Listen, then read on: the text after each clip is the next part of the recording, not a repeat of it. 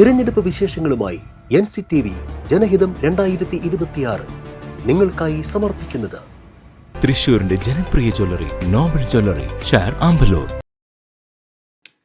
ഇരിങ്ങാലക്കുട മണ്ഡലത്തിലും വോട്ടിംഗ് സമാധാനപരമായിരുന്നു. വ്യാഴാഴ്ച വൈകിട്ട് 6 വരെയുള്ള കണക്ക് പ്രകാരം 74.64% പോളിംഗ് ആണ് രേഖപ്പെടുത്തിയത്.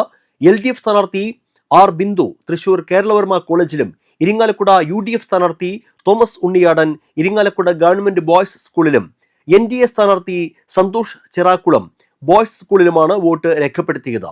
ആനന്ദപുരം ശ്രീകൃഷ്ണ ഹൈസ്കൂളിൽ 67 നമ്പർ ബൂത്തിലെ പോളിംഗ് മെഷീൻ കേടായതിനെ തുടർന്ന് പോളിംഗ് തടസ്സപ്പെട്ടിരുന്നു. പിന്നീട് സാങ്കേതിക തകരാർ പരിഹരിക്കുകയും ചെയ്തു.